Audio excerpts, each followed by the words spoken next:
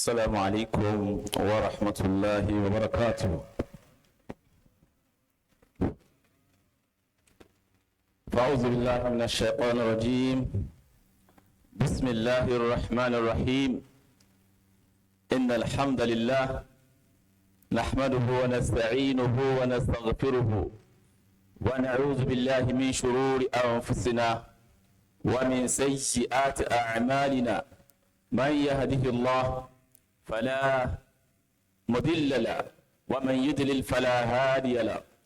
أشهد أن لا إله إلا الله وحده لا شريك له وأشهد أن سيدنا محمد صلى الله عليه وسلم عبده ورسوله. قال الله سبحانه وتعالى: يا أيها الذين آمنوا اتقوا الله حق تقاته ولا تموتن إلا وأنتم مسلمون. يا أيها الناس اتقوا ربكم الذي خلقكم من نفس واحدة وخلق منها زوجها وبث منهما رجالا كثيرا ونساء. فاتقوا الله الذي تساءلون به والأرحام إن الله كان عليكم رقيبا. يا أيها الذين آمنوا اتقوا الله وقولوا قولا سديدا يصلح لكم أعمالكم ويغفر لكم ذنوبكم ومن يطع الله ورسوله فقد فاز فوزا عظيما. أما بعد، فإن خير الكلام كتاب الله وخير الهدي هدي محمد صلى الله عليه وسلم وشر الأمور محدثاتها وكل محدثة بدعة وكل بدعة ضلالة وكل ضلالة في النار فالعياذ بالله من ذلك. أيها الأحبة، السلام عليكم ورحمة الله وبركاته. All praises, adoration, glorification, exaltation are due to Allah subhanahu wa ta'ala. We adore him, we glorify him. I bear testimony that there is no other God worthy of worship except Allah subhanahu wa ta'ala. I bear testimony that Rasulullah sallallahu alayhi wa sallam is messenger of Allah. May the peace and the blessings of Allah be showered on the soul of Rasulullah sallallahu alayhi wa sallam, his household, his companions, and the generation of Muslim Ummah from now to the day of accountability. Ikhwafillah, Allah subhanahu wa ta'ala said in the glorious Quran, "O you who believe, fear Allah haqqa tuqatihi, and let it be of the truth, وَلَا تَمُوتُنَّ إِلَّا وَأَنْتُمْ مُسْلِمُونَ, and ensure that you die not except that you die as Muslims." Allah subhanahu wa ta'ala said, "Ya ayyuhan nas, O you mankind, taqu rabbakum, fear your Lord, alladhi khalaqakum min nafsin wahida, that created you all from single soul, wa khalaqa minha zawjaha, from the single soul, Adam alayhi salatu wassalam, khalaqa minha zawjaha." Allah said he created from him Nana Hawa, wa batha minhuma rijalan, from him, from both of them emanated men and women a multitude. Fattaqullaha, Allah said fear Allah wal arham, and take your family. Inna Allah kana alaykum raqiba, Allah is watching and is taking record of our activities. Lastly, Allah subhanahu wa ta'ala say, "O you who believe, taqullaha, fear Allah, wa kunu qawlan sadida." Utter good utterances. Kunu qawlan sadida. Be truthful. Wa kunu qawlan sadida. Let your ways be of the truth. When you are found of doing this, yuslih lakum a'malakum, Allah subhanahu wa ta'ala will use this to perfect our activities.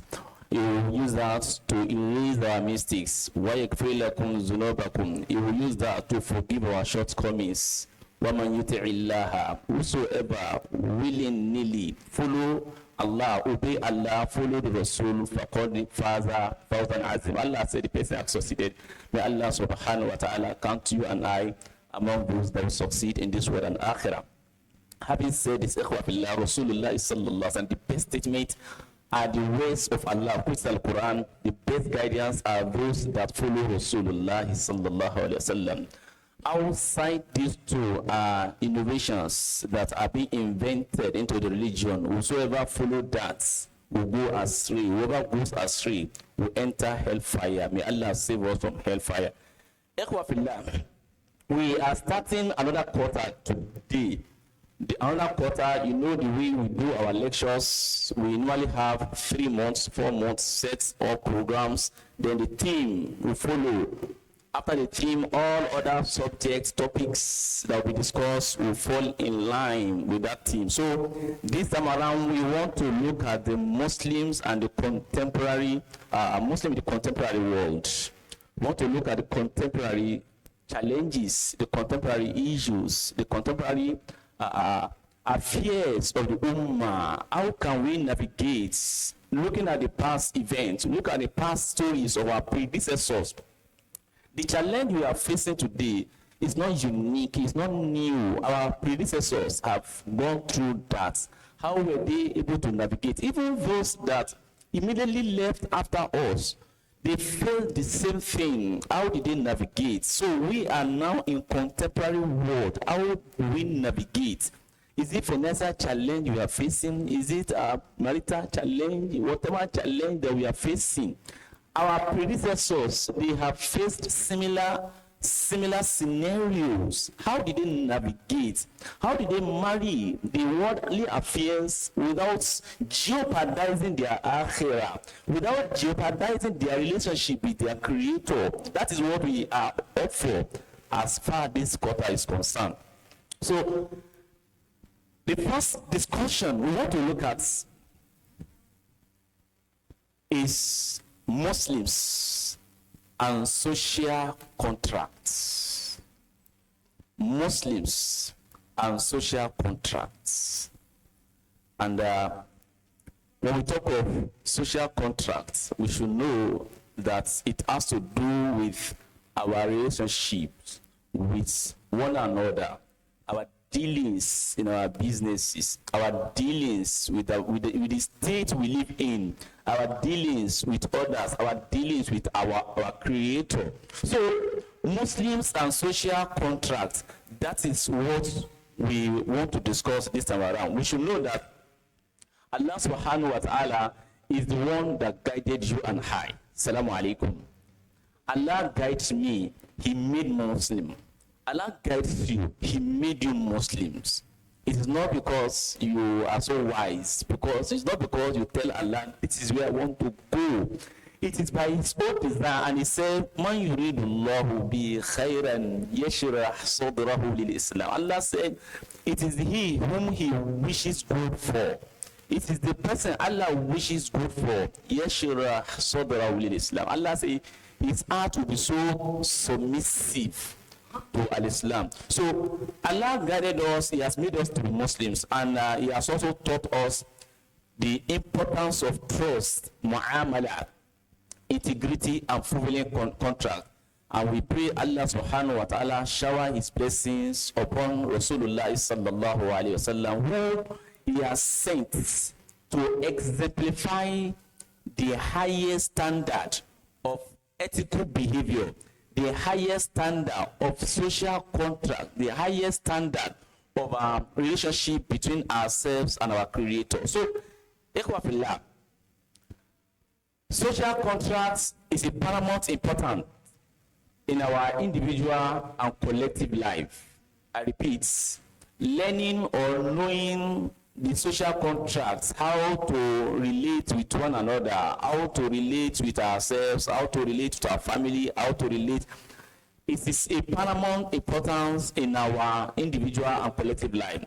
And in this topic, we are going to look at the following as a way of aim, what we intend to achieve, what we and you and I need to look for.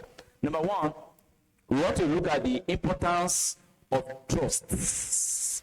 Importance of trust and contracts in Islam. Trust and contract. I'm going to bring down what we mean by contract, inshallah, as we progress. The importance of trust and contract, because when contract is mentioned, many of us, our mind goes to business or land. So contract goes far beyond money. So inshallah, we will explain to us as we progress, bismillah. We would also highlight examples from Islamic history of fulfilling contracts, of fulfilling mu'amalat, of fulfilling our trust that have been placed before us. And also we will address the modern breaches of contract. The modern means through you and I breaches agreements. The means through which you and I we violate agreements. So, and also we look at we see practical way of restoring trust and integrity in our social contract. How can we as an individual rebuild the trust as a Muslim? How can we rebuild the trust? And lastly, we will look at the benefits of following Islamic contract model. So inshallah, we pray Allah subhanahu wa ta'ala guide us aright. May He subhanahu wa ta'ala make it beneficial for you and I in this world and hereafter. Let us begin by looking at the word social contracts. Social contracts refers to an implicit and explicit agreements. We read by that written agreements, unwritten agreements. So far you are there, it is discussed. Oh, this is what you are going to do. This is our take. This is our resolution. Either it is written or it's unwritten. So among the members of the society to cooperate for beneficial outcome, for social benefits such as protection of one another, such as protection of integrity, such as having a good life, such as having a good road, such as having order, law and order at the welfare of our community. In the Western philosophy, I mean to the Western philosophers, I mean to the Western world, our governments, they look at the concept of social contracts as a famous phenomenon which the thinkers like Thomas Hobbes, John Locke, and many of them, they believe that social contracts has to do with individual consent, to surrender your consent, my consent, to surrender certain freedom that I have.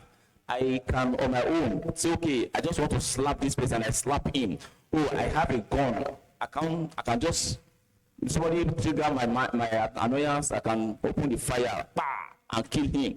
So it's a freedom because I have a gun. So we have surrendered that freedom to a government, to a governing authority. We have surrendered our free will, our freedom to certain or government authority in exchange for security and social order. That is the understanding of the philosophers like Thomas about social order, about social contracts as far as the Western world is concerned. But in Islamic orthodoxy, in Islamic palace, how do we see social contract? In Islam, contract, the word contract refers to uqud. Uqud. And the singular form is also from what? Aqdu. When we say we are doing aqdun nakah. Aqdun nakah, we are binding people together. So it's a sacred obligation that binds individuals to their commitments. We want to do akidu, we say we are doing akidu nekah, meaning that we are binding them together. We are committing them to work together. We are making them to be one. And that's why Allah said, Allah refer nekahs mefa kongelis, a strong covenant. A strong covenant that is existing between two different persons from different family, from different backgrounds. You are bringing them together as akidu. So it's a sacred bond that is being moved together by individuals or a community, whether verbal or written, either it is written down or it's not written down. In as much me and Elijah, we are saying, okay, this is our take, this is what we are going to do. So we are both committed to that. Indeed, it becomes an akudu or okudu. The concept is deeply embedded in the framework of Sharia. Let us know that Sharia in Islamic law, it talks more and more about contracts, business contract, marital contract, anything else with contract. In fact, it's well embedded in Islamic law, and it's guided by the principles derived from the Quran and Sunnah. Ikhwa fillah, what I'm trying to say in a nutshell, if you look at the ideology of the Western world, their idea is embedded in the thinking, in their faculty, the way Ahmad they see it. So that's why they repel, they review, they revisit, they do all manners of mutilations. But our social contract, let's know that our own social contract, we are being binded by the principles derived from the Quran and the Sunnah of Rasulullah sallallahu alaihi wasallam. Why not articulated in the same philosophical manner as Western thought? That is, Islamic concept of social contract and the Western concept of social contract, they are not together. Islam provides a rich, very rich and comprehensive vision of societal responsibilities as an individual, governance and mutual obligations of those that live in the community. Let's go for Allah's words in Quran 5. Quran 5 verse 1. Allah subhanahu wa ta'ala said, Ba'da uzbillahi minash shaitan rajim. Allah subhanahu wa ta'ala, Ya ayyuhalladhina amanu. Now Allah is addressing you and I. Allah said, oh you who believe. Ya ayyuhalladhina amanu. Oh you who believe. Awfu bil-uqud. Awfu bil-uqud. Fulfill your social obligation. Awfu bil-uqud. Fulfill your social contracts. So Allah is addressing us. The verse continues. And in another place, Allah, Quran 17 verse 34, Allah said, Wa'awfu bil-ahad. Wa'awfu bil-ahad. Allah said, fulfill agreements. Fulfill your agreements. Fulfill your obligation. Innal ahada kana mas'ula. Any agreement that you have made in the past, in the past, in the future, any agreement that you have entered to, Allah said, Awfu bil-ahad. Fulfill your promise. Innal ahada kana mas'ula. Is it that promise you have made with people? Is it that verbal promise you have made? Is it that written promise you have made? Is it unwritten documents that you have made as an agreement? Allah said, kana mas'ula. You'll be queried about it if you do not fulfill it. If you fulfill it, fine. If you don't fulfill it, you'll be queried. And Allah continued, wa'awful kayla. By way of fulfilling social contract, Allah said, wa'awful kayla. Allah said, measure, fulfill the measurements. This goes to the businessmen. Awful kayla. It goes to the some of us that are working in the offices. We will explain this in details. Those of us that are working in the offices, those of us that have our own businesses. Awful kayla. When some person want to interpret, they will mean when you are scaling gari, when you are scaling rice. That's Allah is not referring to. Al-Kail means scale. We have agreed we are resuming 7 a.m. and they give you what's it called? Terms of reference. What do you call it? Agreements. Appointment letter, and the state is opening period is 8 a.m. Closing period is 4 p.m. and you sign, you submit. You have entered scale. That is scale of agreement. Allah said, "I'll fulfill your scale." Fulfill your scale is a kiltum. When you have scaled it at the entrance, okay, this is our terms of our condition. Is a kiltum. Wazinu bil qistasil mustaqima. Allah said, use a just, a balanced scale. Meaning that the employer should not unduly maltreat his laborer, and also those that are working under him or her should not also be maltreated. Allah said, "Wazinul bil qistasil mustaqim." Allah said, use a just measure, both the employer and the employee. Bil qistasil mustaqim. We'll explain that later. Bismillah. Allah says, "Zalika khairun wa ahsanu ta'wila." Allah said, "This I'm telling you is the better. It's better for you." And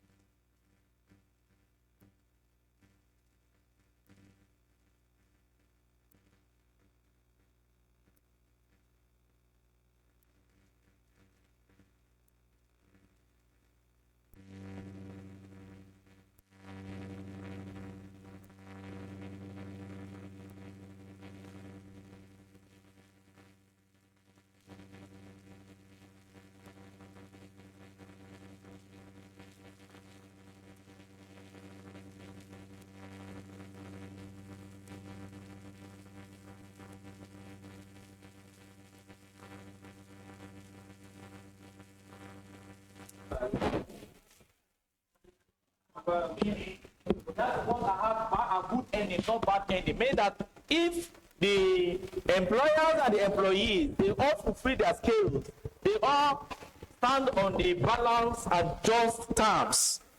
They all stand on balance and just terms. Zalika khairun wa ahsanu ta'wil. You end when you are leaving the job. They will celebrate you. They will do you sent forth in an elaborate manner. And you wouldn't also want to leave that job because you will not feel happy leaving that a very conducive environment. May Allah subhanahu wa ta'ala grant us understanding. So the term contract, like I earlier mentioned, means oath, and it comes from akidu, which signifies a bond or a tie. This highlights the seriousness of contracts as being responsibility of every individual. In a society we find ourselves, excuse me. In a society we find ourselves today, it is very easy. Anybody that works in contrary to any terms of agreement, the person is an hypocrite. Anybody that works against an agreed terms, Rasulullah sallallahu alaihi wasallam referred to the person as an hypocrite. And that famous hadith we all know virtually here is that hadith. He said, the sign of a munafiq, the signs of an hypocrite, ayatul munafiq thalath. He said, if you want to know the sign of an hypocrite amongst us, we are Muslims, but sometimes we might be displaying some hypocritical character, but we don't know that we are displaying. He said, if you want to assess yourself, that no, am I not being hypocritical? He said, look at 3 signs to yourself. Look at 3 signs to yourself, not other person. I'm saying, look at yourself. Do you have any of these signs? Either hadatha kaziba. Said, whenever you talk and you are lying, you are lying. Once you are becoming a liar, you lie. When you are talking, you just look for a way of packaging it well. You give it packaging to look presentable. Rasulullah sallallahu alaihi wasallam, when you are the type that when you speak lie, he said, you have an element of hypocrite. You have signs of an hypocrite. So check yourself. And in another hadith, he said, the person might be lying, and at a point it will be written on him, كأنه كذاب. In the lahil, it will be written on his slate that he is a perpetual liar. So if you have traits of lying, very often you are an hypocrite. You are breaching the contracts of living in society. Number 2, وَإِذَا وَعَدَ أَخْلَفَ. When he promises, he jeopardizes it with all impunity. He jeopardizes without care. Anybody you have an agreement with is a wa'ada akhalafa. Once you are becoming, know that you are having the trait of an hypocrite. If you are the type that don't care, you cut a promise. You promise somebody, then you cut it without any tangible Sharia compliance reasons. You have hypocrite, you have hypocritical tendency in you. When somebody entrusts you with an affair, authority, with a secret, you blow it off. You go against it. So Rasulullah sallallahu alaihi wasallam is trying to let us know that these are social contracts, these are social bonds that connect us together. As social being, we relate. This week, I have Alaji Olaika has called. Alaji has talked with me. If I have an agreement, once it becomes so rampant, so constant that you are breaching an agreement, check yourself. Rasulullah sallallahu alaihi wasallam made us realize that agreement is social contract you are having. So whenever you are jeopardizing, you are cutting any agreement you have had. Rasulullah sallallahu alaihi wasallam said you are having some element of hypocrisy. May Allah save us from it. So contract, like I earlier mentioned, it's not limited to financial contracts. It's not limited to only financial or business dealings. What is a contract? Many of us are not really, it's about business. But indeed, social contract, social responsibility is also, Allah refer it as business. Allah says, Ya ayyuhalladhina amanu hal adullukum ala tijara. Allah said, let me tell you, all you believers, hal adullukum ala tijara. Let me tell you, let me point you to a business. Allah said, let me direct you to a business. Allah wants to do business with you and I. And that business, tunjikum min azabin alim. And that business will save you from hellfire. to save you from help. Allah refer it as business. So what we are discussing when we say social contract in the scale of Allah is not only business of financial transaction. Your social dealings also involve the business that Allah subhanahu wa ta'ala is referring to. Allah continues to meaning of Allah. You believe in Allah, meaning that your iman is a business. The iman you possess is a business. You are entered into business with Allah subhanahu wa ta'ala. وَرَسُولِهِ, you believe in the Prophet. وَتُجَاهِدُونَ فِي سَبِيلِ اللَّهِ, then you strive in the cause of Allah, like you have come here, is jihad. Leaving your various houses down here is jihad. We are looking for financial assistance, you donate. It's business.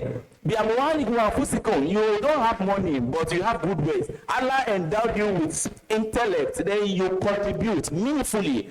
Ideas, beautiful ideas, not negative one, not destructive criticism. When you do that, Allah subhanahu wa ta'ala, Allah said that's the best for you. So what we are saying in Russia is that contracts are not limited for financial or business dealings that we all know. In the scale, in the sight of Allah, it has to do with your entirety, your life cycle. May Allah grant us understanding. It involves interpersonal promises. Interpersonal promises. Oh, inshallah, tomorrow I will come. Inshallah, tomorrow I will do this. Once you have other agreements, you have entered into business agreement. You have entered into business.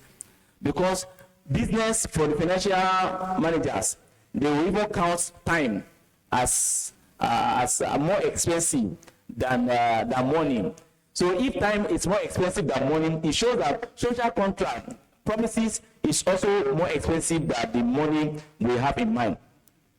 In businesses, you have agreed that, oh, this business, this is how it will go. You went to the market, they say, okay, the company gives you a product at the rate of 300 naira, okay, add 400 naira on top. Then you have an agreed, and they will tell you, you will not go beyond this, and you have signed, you have entered a contract. And also marital agreements.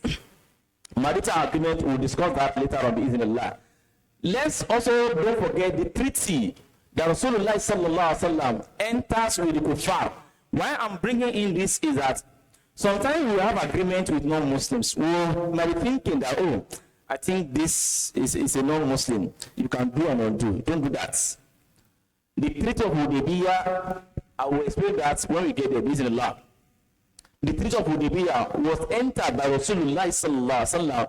He entered the treaty with non-Muslims, with the Quraysh, with the kuffar of Makkah, those that are already waging war against him, those that have been killing his people. He entered an agreement, and he honored the agreement. We will explain that. So they are an embodiment of trust. I mean, this contract is an embodiment of trust, what we call amana, a value that Allah has entrusted upon humanity that we must all fulfill. Now, let's look at the relationship and difference between Islamic contracts, pattern, and the Western world. Many of us, we are so attuned and we are well conversant with the Western pattern of social contract, but Islamic pattern, we wouldn't know. The difference between them, number one, the difference between Western concept of social contract and Islamic contract is number one, divine foundation. Divine foundation. Whenever we are talking, whenever we are agreeing, whatever we are discussing, we have it at the back of mind that Allah is our third party. We've had it in mind, verbally or unverbally. We have it in mind that Allah is our third party, and He is the one that knows every bit of our discussion. And Allah said in Quran 4, verse 58, Inna Allah ya'murukum an tuwaddul amana ila ahliha. Allah said, I'm commanding you, I'm commanding you and to addil amana ila ahliya, that you return amana, trust, back to the respective owners. فَإِذَا كَمْتُمْ, when you are invited to make judgment, when you are invited to contribute, when you are invited to say something, what can you say? Don't be selfish, don't be biased. By the nas, in between you, Allah said, أَنْتَحْكُمُوا بِالْعَدْلِ, be just when you are making contributions. Be just when you are making contribution. So Allah is giving you that mindset that any contract you are making, either with Muslim or non-Muslim, I repeat, either with Muslims or non-Muslim, whenever you are having an agreement, you know that the foundation of that agreement is Allah. And in that Allah said, Rasulullah sallallahu alaihi wasallam said, "Addil amana ila man ittamanak." Return amana back to those who has entrusted. Wala takhanu man khanak. La hawla wala quwwata illa billah. Let's pay attention to this.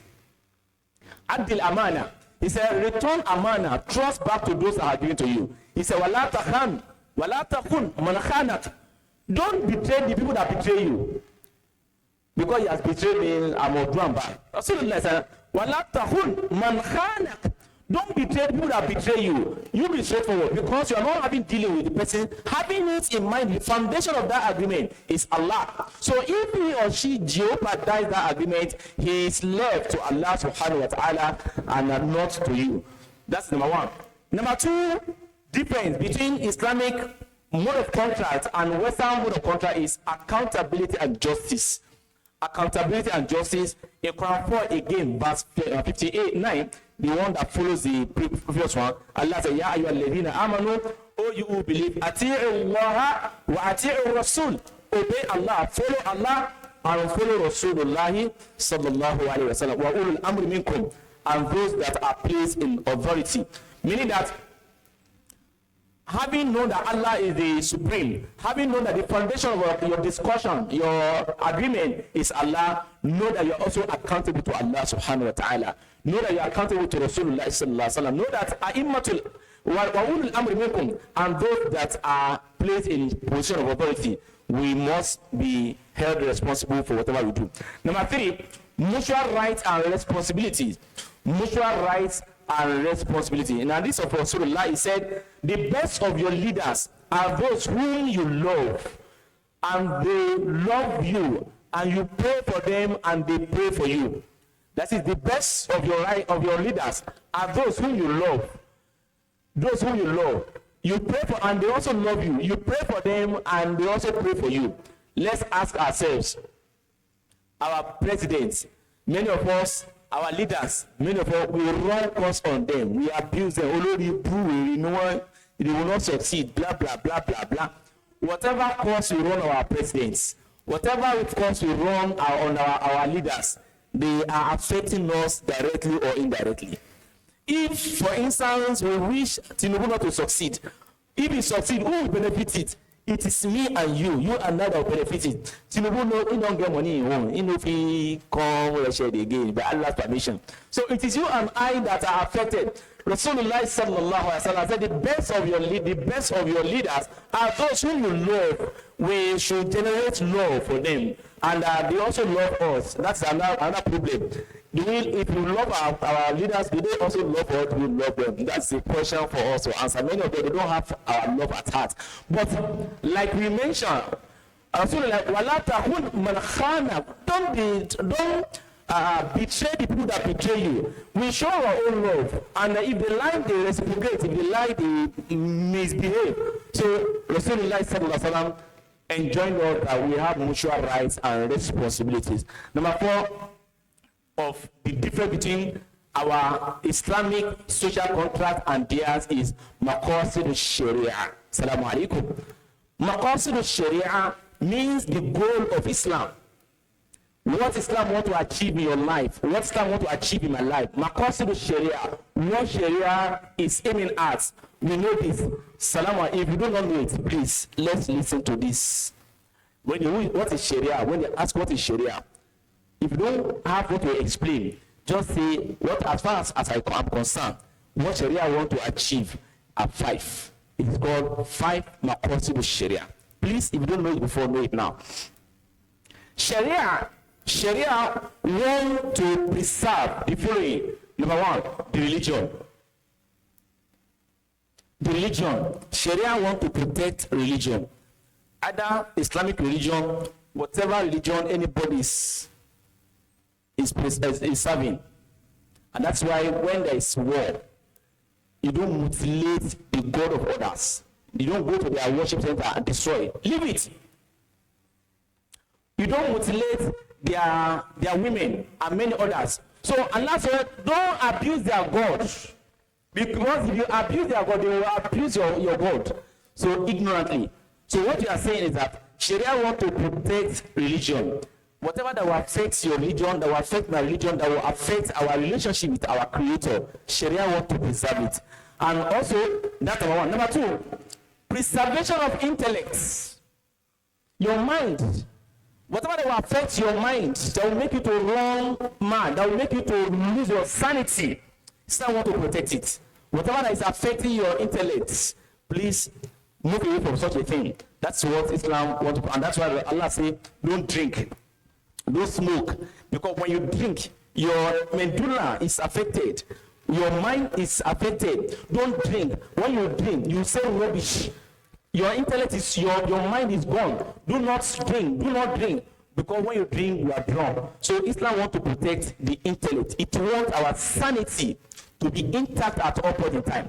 And that's why don't abuse people to the point that the person will lose sanity and respond to you in a bad way.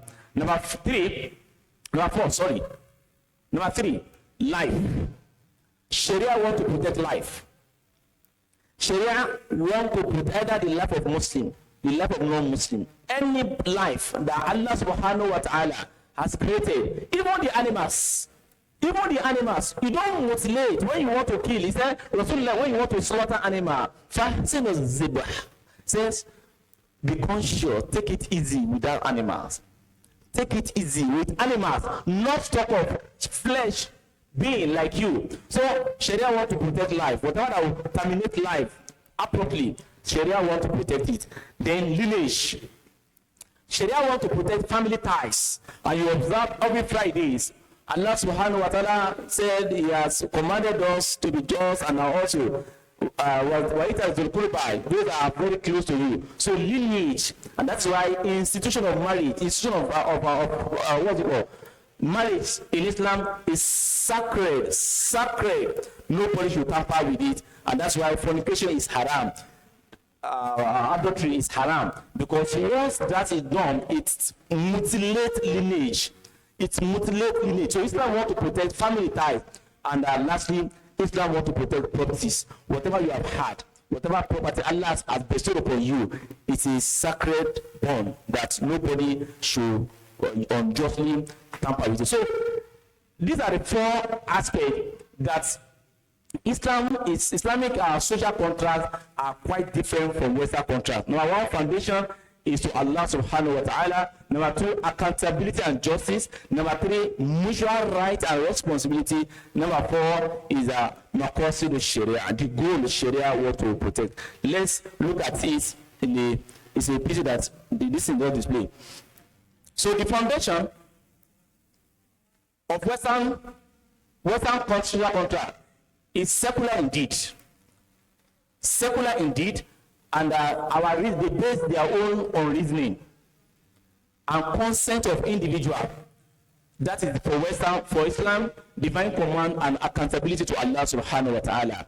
Then the scope of the two, for the scope of Western social contract, limited to governance and societal laws. For Islamic social contract is highly comprehensive, totality, covering spiritual, covering social, covering legal, and all manners of life, mundane, and akhirah. Also covering this life and covering hereafter. And number four, accountability.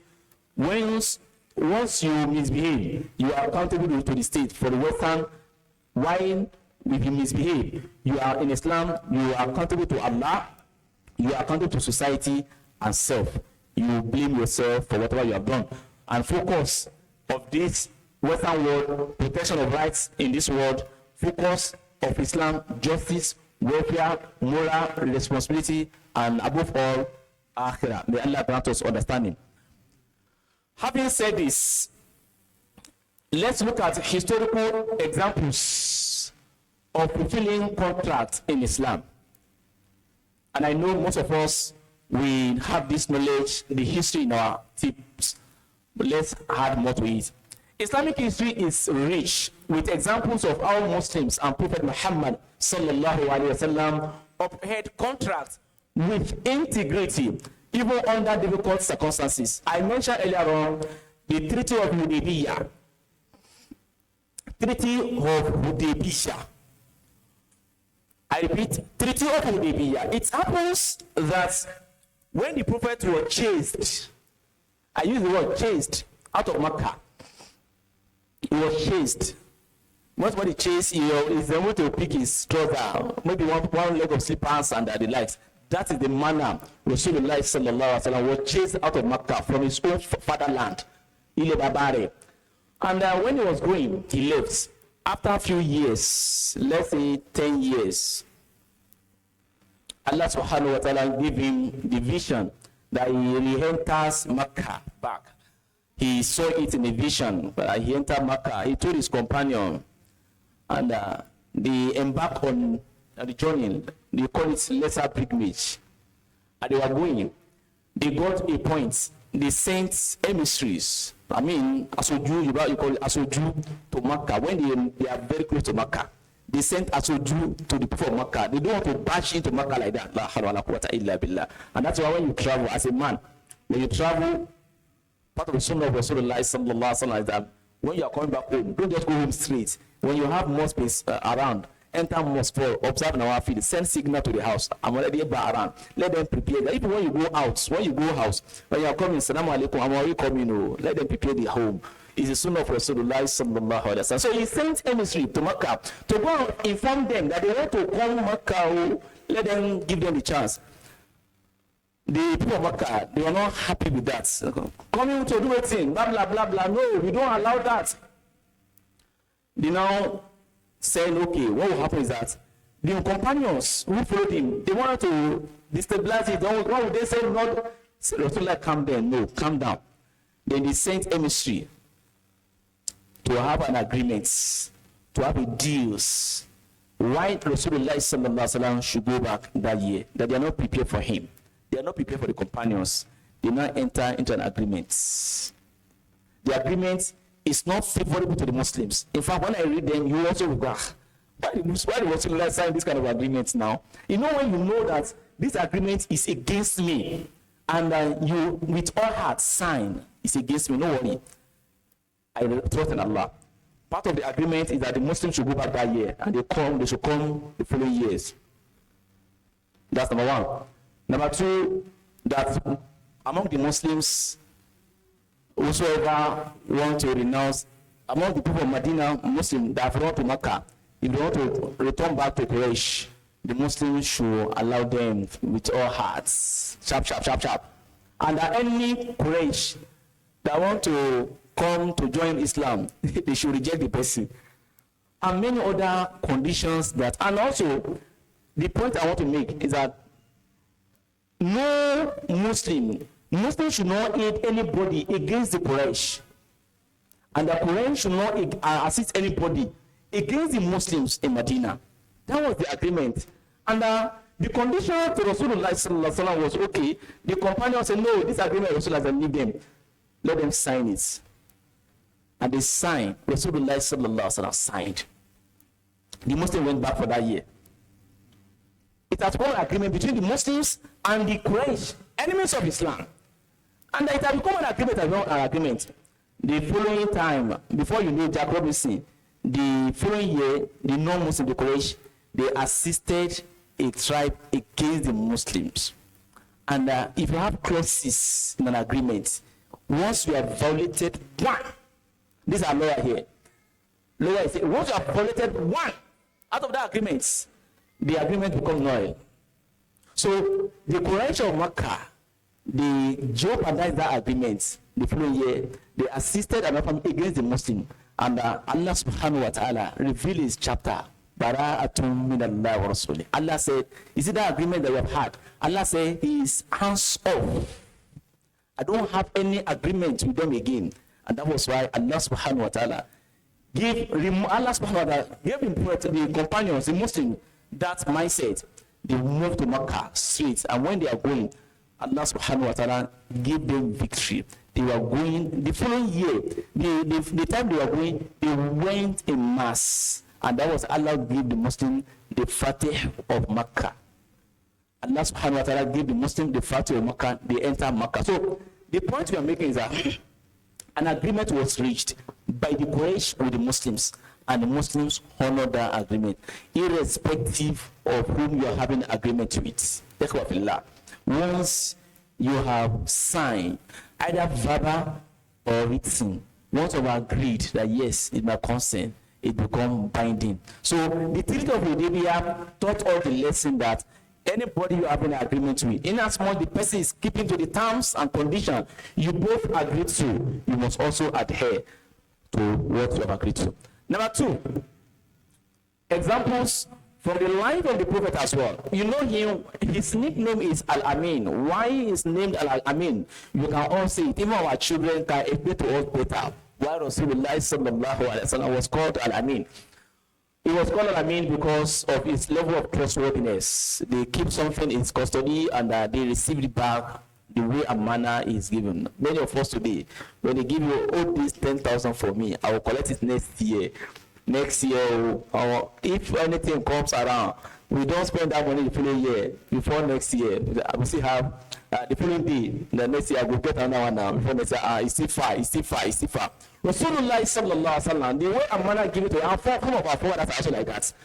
When you give our fathers money in the type of money you give to them, the number on it, the way a manner give it to them is the way a manner they return it to the owner. So Rasulullah sallallahu alaihi wasallam has that trait, and the Quraysh of Makkah, his enemy, named him Al-Amin, the trustworthy. You can see the contradiction. They are his enemy. Before he was raised as a prophet, they named him Al-Amin, the trustworthy, the person that you can trust in the entire community.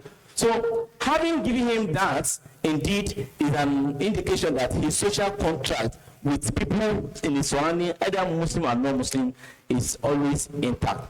Another instance I would like to give us is the Pact of Kavri. Kavri, the one we call Hilful Fudul. This story also is not that mostly common.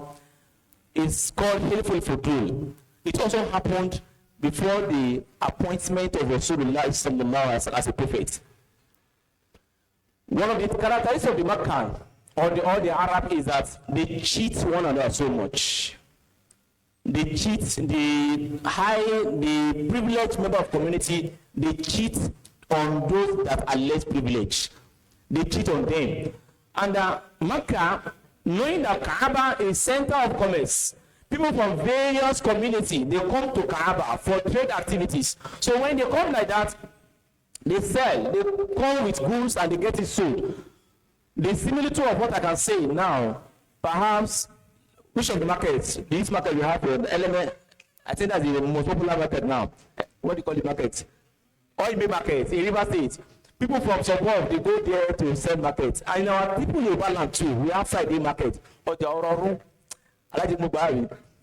Ojaororu. People from various suburbs will come, they bring their goods. Meaning that at that center, at that point, the goods will be a bit lesser. When we go to oil mill, our mothers will tell us better. Last time when I went to oil mill to buy tomato, bag of tomato, 28,000 naira. Come and buy it here. You buy it 60,000 naira. So it's an indication that that place, it is very easy to get commodities at cheaper rate. Kaaba was a trade center at that material time. We should know that the place was built by Ibrahim and rebuilt by Ibrahim and Ismail, his son. And the genealogy, the families that came after them, that is up to the time of Rasulullah, they are the custodian of Kaaba. So people come to that place for trade activities from different centers. There is this man who one of the Quraysh purchased a goods from one member from outside their peninsula, and he didn't want to pay the money. He did not want to pay the money. All efforts, begging, he said he will not pay him. Then some members, subconscious members in the Quraysh or in Makkah at that time felt unease. That how could this be? It is a norm. People do it, but this just caught the attention that this is just obvious. This is just so inhuman. Why would somebody call all the way from far distance and he, after buying his goods, you don't want to give him his money? So they felt unease. Then they put hands together. They gather in at the house of Abdullah ibn Junay or something. And at that time, Rasulullah was age of 20. So Muhammad was age of 20 years at that time. So he joined with enthusiasm. Come on, this is a fight against injustice. This is a fight against oppression. Age of 20. And at that time, they have accorded him a great respect in the community. Rasulullah sallallahu alaihi wasallam, because of his uniqueness, they have accorded him a great respect in the community. So once he says he wants to join, it becomes a point of he's a social influencer, right? Let's say, for instance, all of us here, there's an issue there. Prophet learning is taking a side. Many of us, by default, here, we want to take side with Prophet learning by default. But no, our imam is this way. Our imam is. Without developing, we won't even know maybe that position is right or wrong. We will now follow him first. No. Even when we are not following him, we will have this mindset. Or if not for the imam, I follow us. Like we will follow this way. So Rasulullah sallallahu alaihi wasallam was a social influencer at that material time.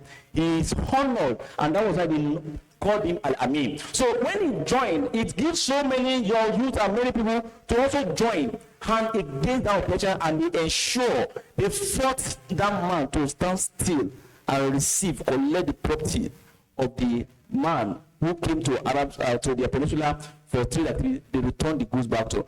And many a times during the time of Islam, Rasulullah sallallahu alaihi wasallam usually make pride of it that if such a thing is to happen or to rewind such a scenario, I will join that particular party again. It is called Hilful Fudul.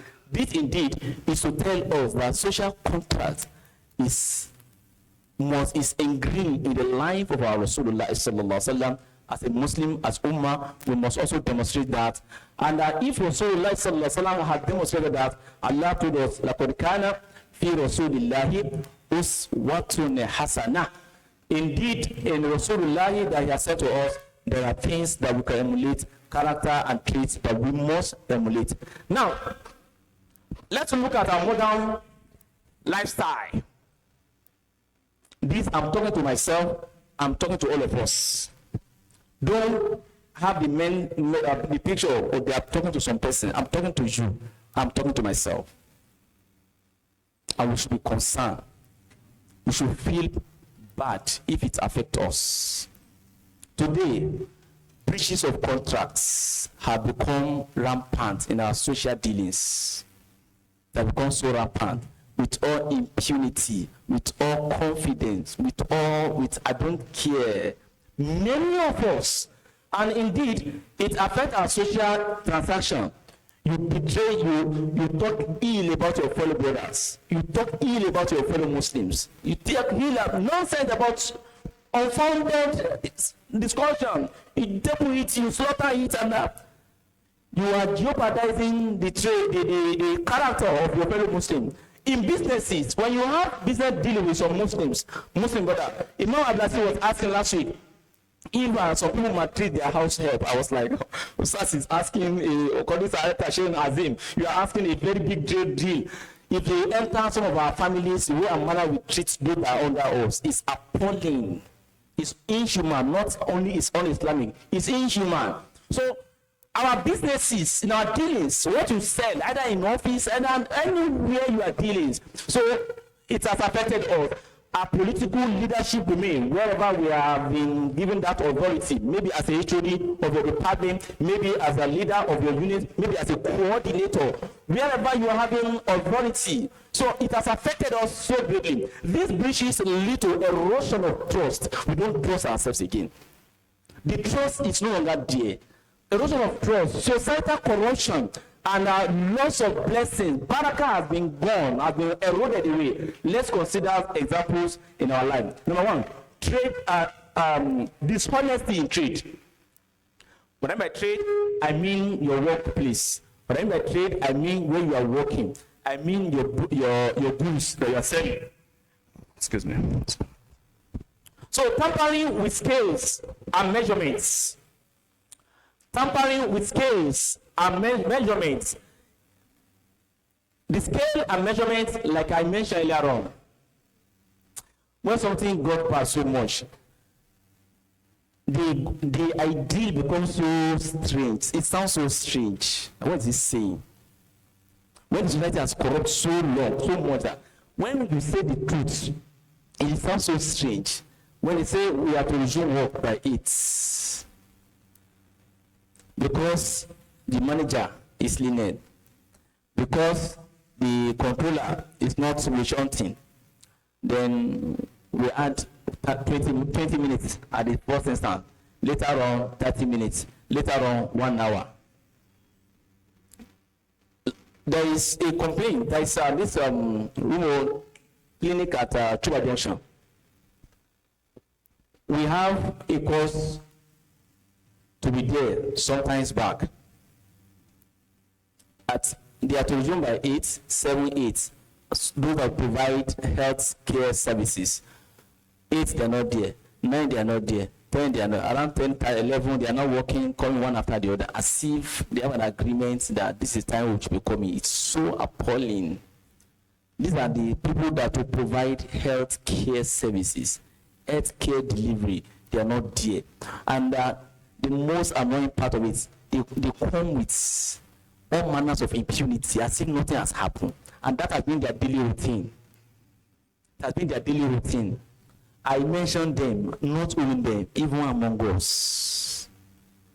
If our offices are to be visited and take statistics, we have to make research on how some of us will resume at our various offices. The teachers, the lecturers, you are given classes to teach, you don't teach.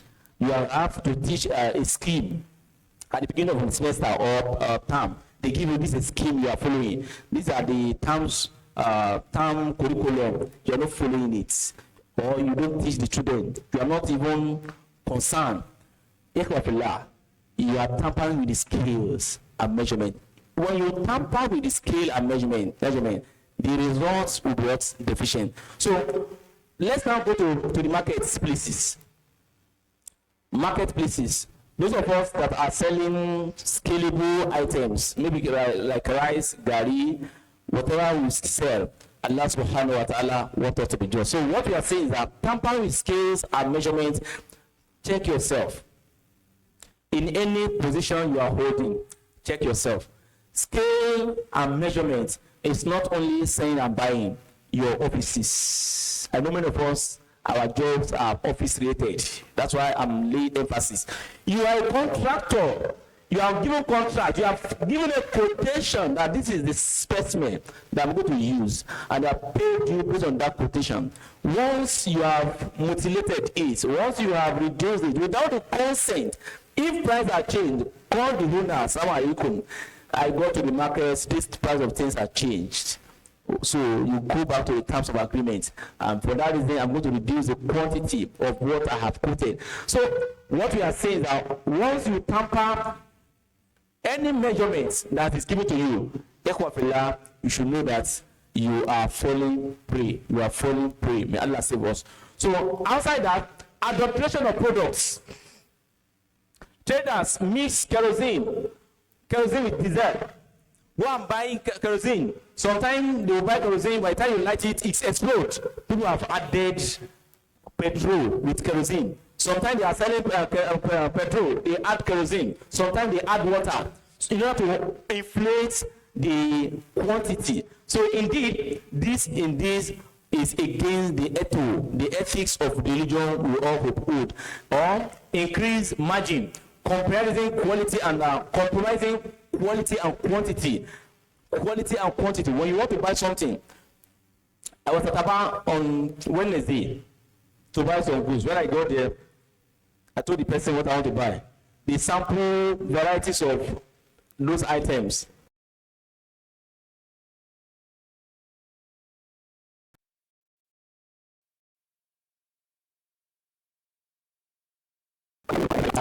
With our husband, we went there. Alhamdulillah, they are speaking their Igbo. When we got there, the husband said, "No, it's the wine." He said, give me the original. Give me the original. The guy went inside and bring one. The lady said, give me the original of the original. She still went inside and bring another one. She now said, is that all? I know that I don't go and bring, I want to buy original. Wallahi Azim, she now went inside and bring, said, this is the original. La hawla wa la quwwata illa billah. I imagine if I had gone alone at Pami, I will pay for original for fake. So what I'm trying to say is that it's a thing that is very common in Nigeria.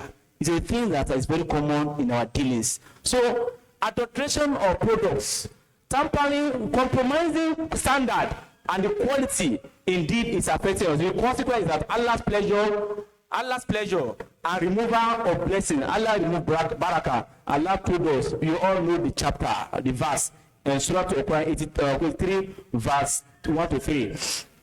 Allah said, Wailun lil mutaffifin. Al-mutaffifin, those that are scaling. Those that are scaling. What I mean by scaling, Lord, don't let us be myopic of those that are buying rice using scale alone. Whatever agreement you have had, that this is what an agreement we are doing by 8. If you are going by 9, you are jeopardizing agreement. And that also said, whosoever, one of the signs of an hypocrite is that when he has an agreement, he jeopardizes it. So he said, وَإِذَا وَعَدَ, when he promises أَخَلَفَ وَإِذَا تُؤْمِنَ خَانَ, when he's being entrusted with an amana, he will jeopardize it. So in Surah Al-Mutaffifin, Allah said, woe unto all manners of sellers, those that are scaling.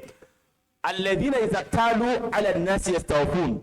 And these are the people, when they go out to get the products, إِذَا تَالُوا عَلَى النَّاسِ يَسْتَوْفُونَ, they will look for full scale. Oh, they will look for full scale.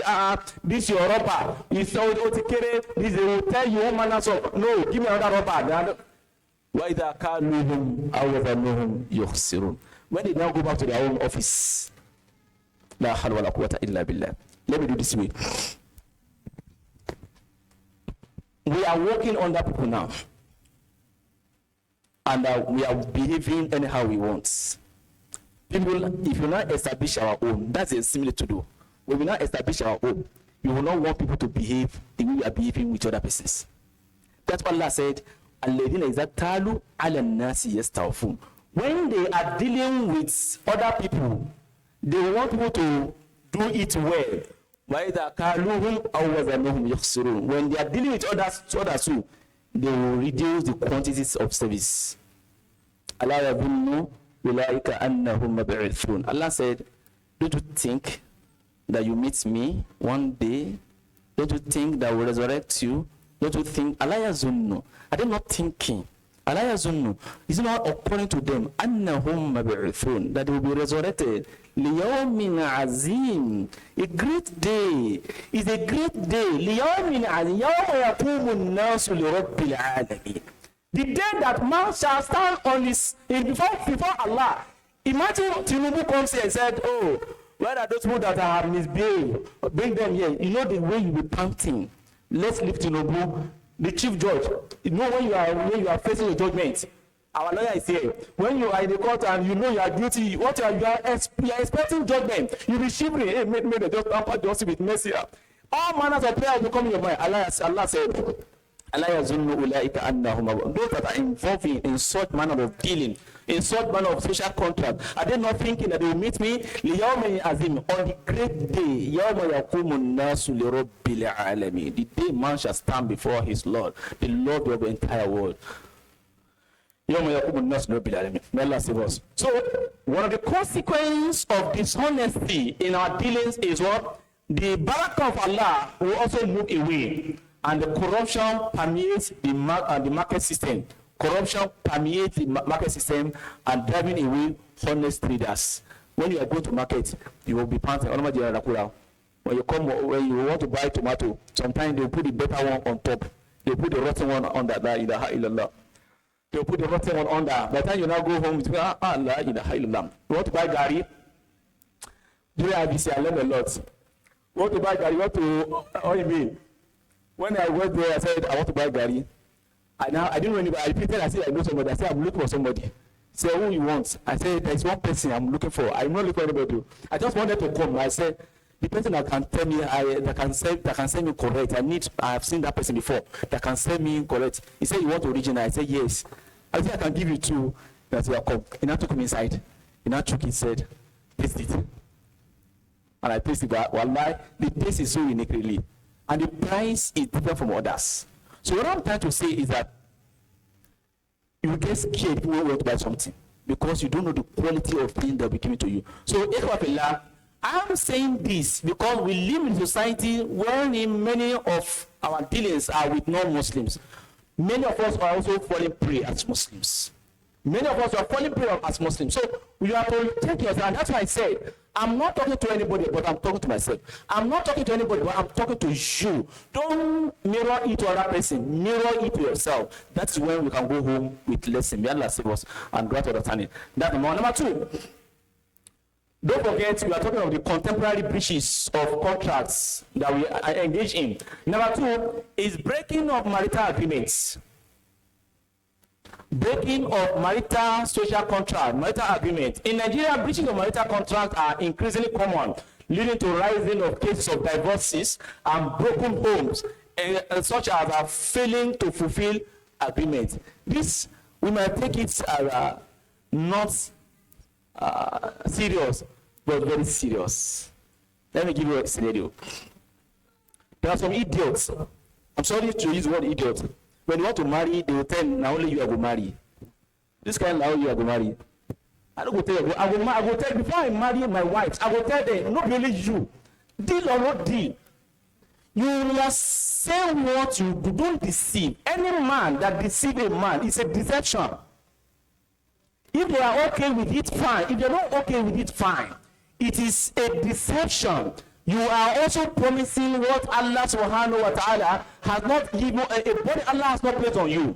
So by the time you get in again, Allah has blessed you with money, then your head will not say, now, things are changed now.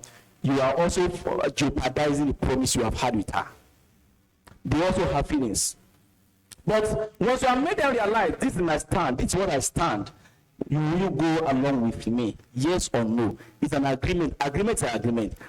No, such an agreement is null and void in Islamic tenant, in Islamic balance, is null and void. However, once you have promised somebody, you have made her or him to believe that yes, you are the only one. Once you have contradicting what you agreed onto, indeed you are the one that is causing the problem. Also, some people promise their wives, instead of paying it out, they say, I'll pay you maybe after 5 years, or I'll pay you after 6 months. I'm expecting some money. The lady or the woman, because of the love and the genuineness in their intention, they say, okay, 5 years, inshallah. Many of us, we promise we don't pay, we don't fulfill their promises. Many of us, we promise we don't fulfill their promises. I want to encourage us too, for our younger stars that are here, sisters, don't build more than necessary. Don't build more than necessary. Rasulullah sallallahu alaihi wasallam said that khairun nisa aqalluhunna mahar, that the best wife they can marry is the one whose dowry is reasonable. Aqalluhunna mahar is reasonable. So we should be reasonable in the terms of our demand as well. So what we are saying is that once we have had an agreement, I'm going to pay you X, Y, Z. It's a must that you pay it. Neglect of spousal rights. Neglect of spousal rights from the both sides, from the men's side or the woman's side. You have gone in a hadith, the last word pilgrimage, the Rasulullah sallallahu alaihi wasallam pilgrimage. Rasulullah sallallahu alaihi wasallam made us realize that he said, treat your women well. And he said, because you have gone to their family to take them by Allah, bi amanatillah, by Allah's amana, bi amanatillah, you have gone to pick them with amana of Allah. Once you have come together, you have become mithaqun ghalidh, is a strong covenant. And that same, he said that Allah said, for women there are rights And also, وَلِرِجَالٍ daraja, alayhin daraja, correct? وَلِرِجَالٍ alayhin daraja. Allah said in reciprocal, women also have responsibilities to fulfill in the marital life. And many times our attentions are only focused on my rights, without paying attention to these responsibilities. From both sides, either for man or woman. We pay attention mostly on our rights. Hey, he's supposed to cook for me. He's not giving me like this. He's not giving me that. He's not respectful. She's not busy. She's not doing that. You as a man, have you fulfilled your obligation first? Our responsibility is first. Have you fulfilled your responsibility? It is when you fulfill your responsibility. Now say, okay, Adia, Dana Nikilu Chele, Mufulu Jato Jade. You can then demand for your rights. You can then demand for your rights. And also our women also. And the simplest manner, so women don't have. The simplest manner that can turn the head of husband to a toy. But like our men head are like a toy. The best approach, when a woman is so submissive, you forget to even talk about second wife. Because at times you talk about but when you love Sunnah, you want to go for Sunnah. May Allah assist us. So what I'm saying is that in two ways, we must balance it. As a man, fulfill your responsibility. Forget about her. Because remember what I earlier mentioned, that your contract, the foundation of your contract is Allah. The foundation of contract is Allah. You are having dealings with Allah, not that person that you are having dealings with. So if you have that mindset that your dealings is with Allah, even if she's misbehaving, even if he is misbehaving, you will know that his misbehaving does not affect you. Remember also the hadith I quoted, Rasulullah sallallahu alaihi wasallam said, "Wala takunna man khana." Don't betray the person that betray you. Sallallahu alaihi wa alihi wasallam. Don't betray, don't maltreat people that maltreating you. Treat them well, because if somebody misbehaves to you, and you are reciprocating, Allah will punish the person that's good to you. Most importantly, when you go beyond the limits. Once you go beyond the limit, because two persons cannot make wrong. If A misbehave, the B calm, it will down the tension. But A misbehave, the B following it, and I see I don't agree. The issue escalates. So neglect of spousal right is one of the things that are so paramount. Polygamy without justice. Polygamy without justice. One of the things that we should know, I want to marry, second, masna to latter ruba. They are sweet, and sweet really. Very sweet, wallahi. Very sweet, I said, with all impunity. Very sweet. You might say, oh, challenge, wala. Ayeta wagna wala ni. So, irrespective of your mindsets about polygamy, Allah subhanahu wa ta'ala wants us to be just. Be just. Be just. Because justice, being just among the spouses, is nearest to godliness. Let us have it in mind. So one of the problems we are having today is a breaking of marital agreements, marital responsibilities, marital obligations, and the likes. May Allah subhanahu wa ta'ala be just. Then the consequence is that broken homes. Like I mentioned, the consequence of dishonesty, we have the pleasure of Allah being eroded away, loss of trust, and also ending the wrath of Allah subhanahu wa ta'ala. For marital breaking of marital agreement, we have broken families. We have emotional and psychological trauma for the parties involved. Emotional and psychological trauma for the parties involved. We're talking about the party, the wife, the husband, and the children. These are the consequences of a breaking of marital agreement. And lastly, accountability before Allah subhanahu wa ta'ala.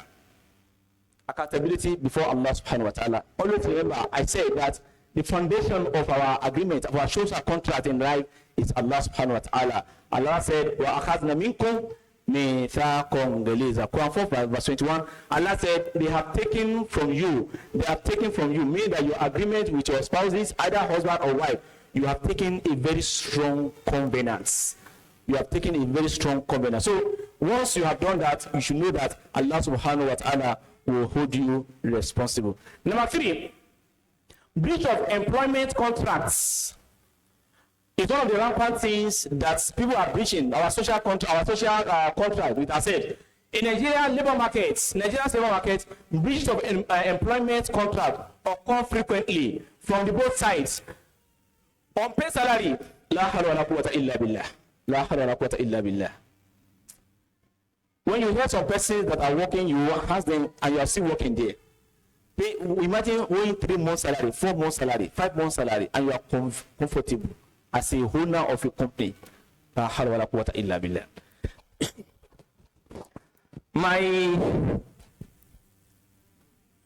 Please, I need water. Sorry.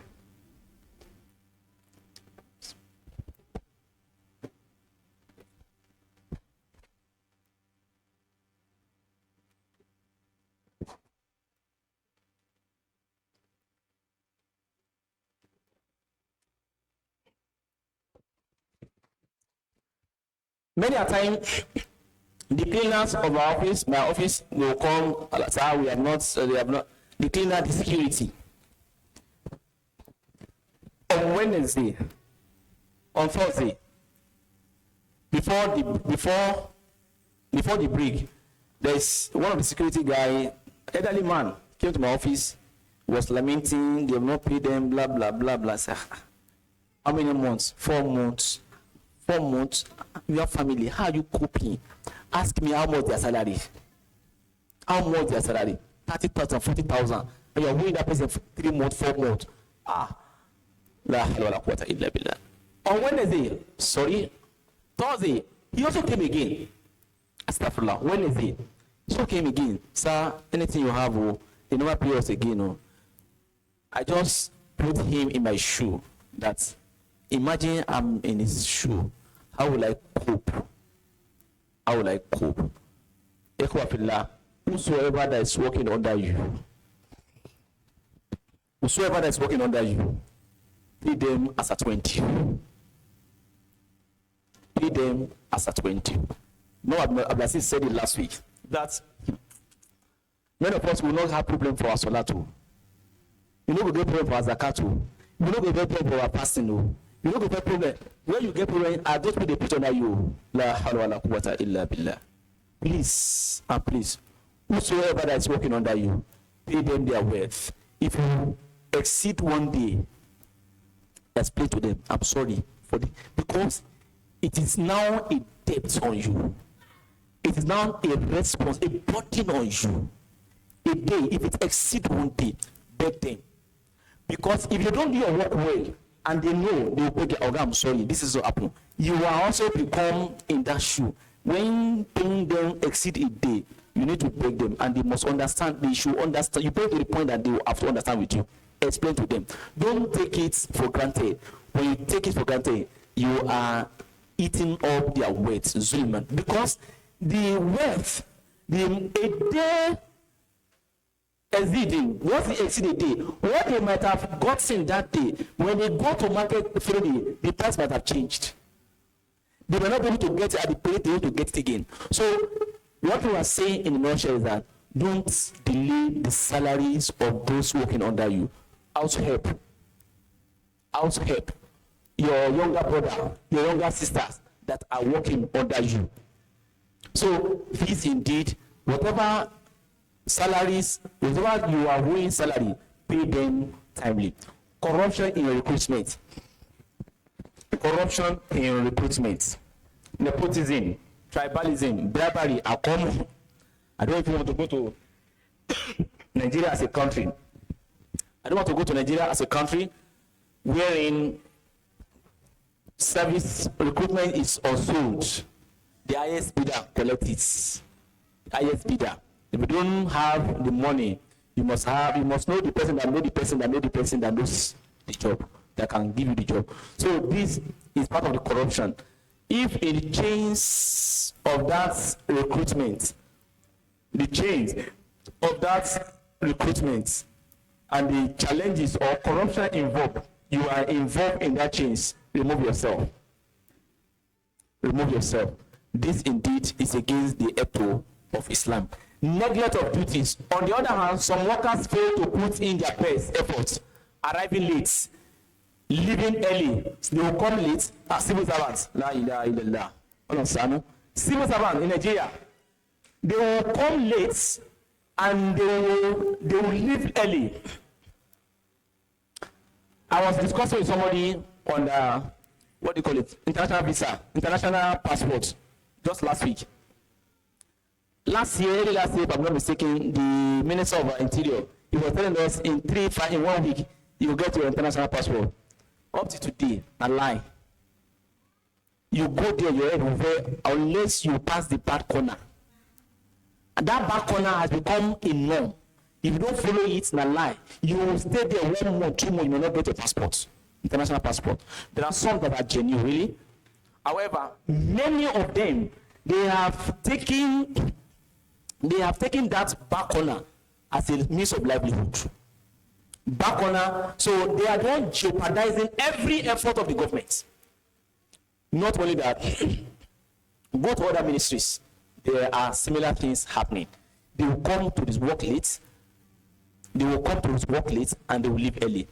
At Uniport, by 10, most of them they will just be coming. By 12, 2, they say they are going for school runs. La ilaha illallah. Going for school runs to go and pick their children. What they pick is home. They are not coming back again. They are closed for the day. By 10, they are just resuming. By 1, they are going for school runs. They supposed to open by 8 and end by 4. By 12, by 10, they will resume. By 1, 2, they are closed. They say they are going for school. They have not turned that school runs as if it's part of the duty. So that is the way and manner many of our people runs today. Neglect of duties. Some workers fail to put in their best efforts, arriving late, leaving early, and engaging in personal activities during work hours. This is against Islamic ethos. The consequence of this is that loss of morale and productivity among the workers, increased poverty and inequality due to unfair labor practices, and divine accountability. Allah, as Rasulullah sallallahu alaihi wasallam said, give the worker his due wages before his sweat dries. So this indeed is one of the challenges we are having, breaching of our employment contract. Number 4, breach of political or leadership contracts. Political or leadership contract, unfulfilled campaign promises. We'll be canvassing for a position. We demand that when I get there, I'll do this, I'll do that. By the time we get there, we wouldn't fulfill what you have in mind. Mismanagement of public fund, election malpractices, and the consequences are so obvious. Erosion of trust in leadership and institution. Today, we don't even trust our leadership again. One day, I don't even listen to their news again. Because whatever they are saying, it appears to me as if they are lying. I don't listen to them. Whatever they are saying, see as if they are just lying. So the trust is already broken, and that's why we find it difficult to believe in them. So erosion of trust, the leadership institution, then widening inequality and poor development due to mismanagement of resources and divine accountability. As leaders, as shepherd, our Rasulullah sallallahu alaihi wasallam said, we are all shepherd. Then the last that we mentioned here, even we have others, is a religious breach. Mismanagement of religious trust. Mismanagement of religious trust. Some religious leaders mismanage funds donated to them for running of mosques, running of religious activities. Eventually, they embezzle it. Alhamdulillah, one of the rahmah of Allah on us in Al-Usrah is that we have not been found wanting. Allah will not make us to be that. So in some organization, they have problem of our funds, management of funds. So failure to deliver promise services. You tell them, feasibly lie, you want to do these so things, you collect money, you don't go do anything. These are part of the problems that benefit our community. Where we're supposed to have sanity, high level of sanity is from religious body, but today the reverse is the case. Having said this, how can we restore trust and integrity in our social contract? Number 1, how do we restore trust and integrity in our social contract? Number 1, fear of Allah. Being conscious of Allah's presence and accountability is fundamental to our ethical behavior. When individuals prioritize their relationship with Allah, when you and I prioritize our relationship with Allah, we act with integrity. Once we know that what we are doing, our dealings is with Allah, we act with integrity, knowing that every action and inaction is observed and recorded.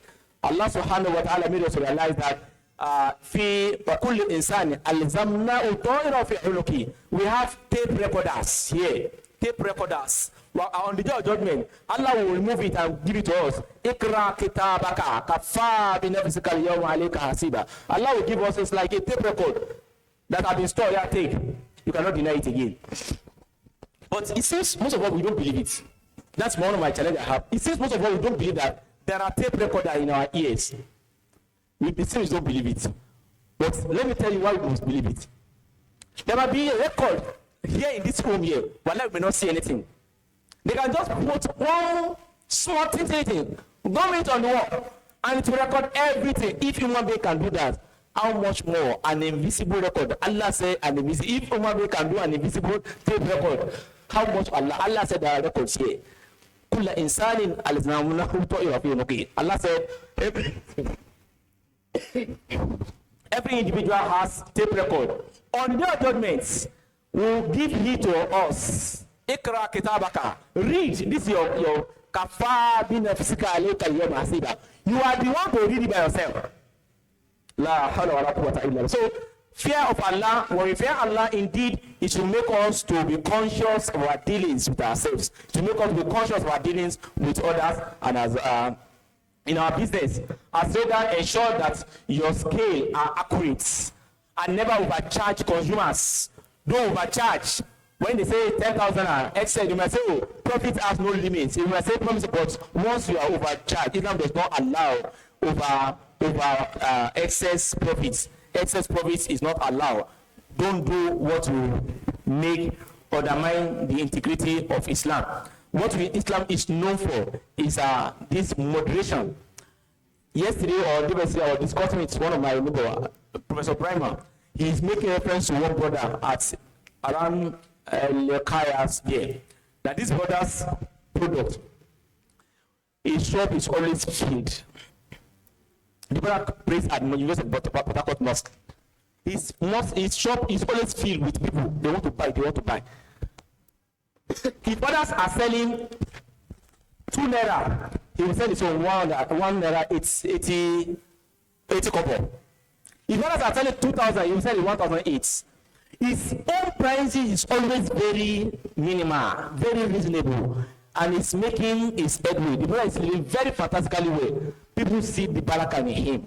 And that is the traits that Muslims need to have. Let's look at our brothers from Ariwa, from the north. When they have their kiosk, and you see a very big supermarket, people prefer buying from that small kiosk, from that Hausa Malam, because our prices, we are known to be what? To be reasonable.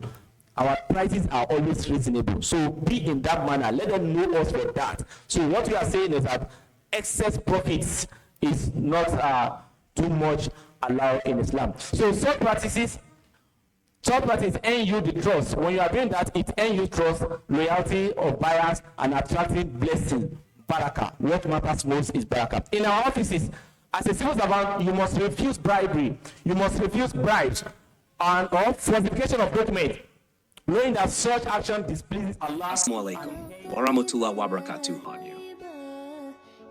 Welcome to Al-Usrah Children Home, a loving refuge for vulnerable children in need.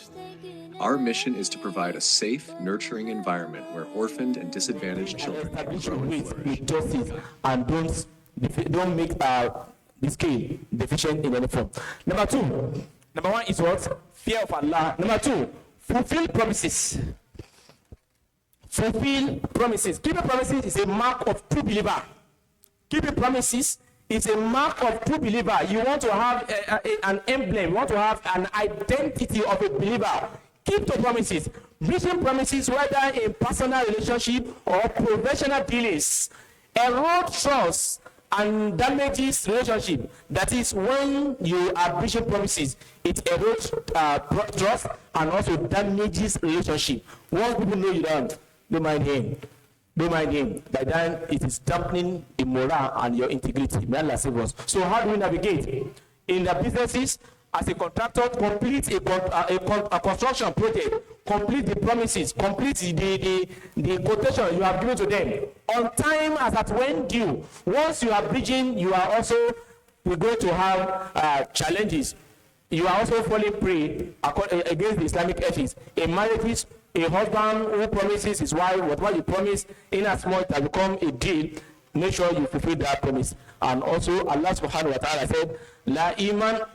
So the person said, La iman liman la amanata lahu. He who does not fulfill promises, such a person has no iman. Wala dina liman la ahada lahu.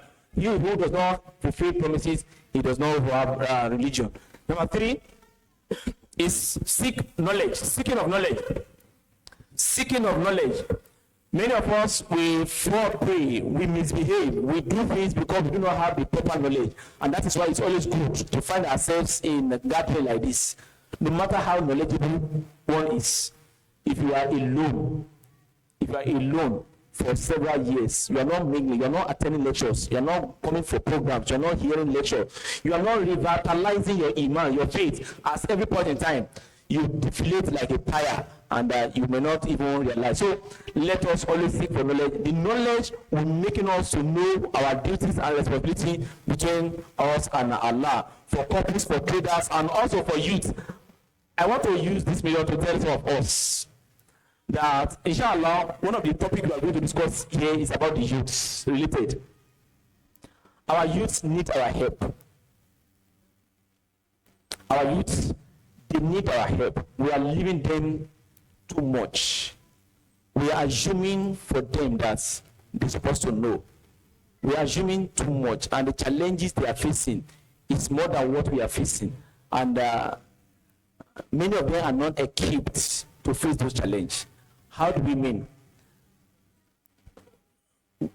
When we have programs like this, halqah, lecture, how often do we take our youth there? I remember when we are growing up in Lagos. I grew up in Lagos. As we are growing up, we attend lectures.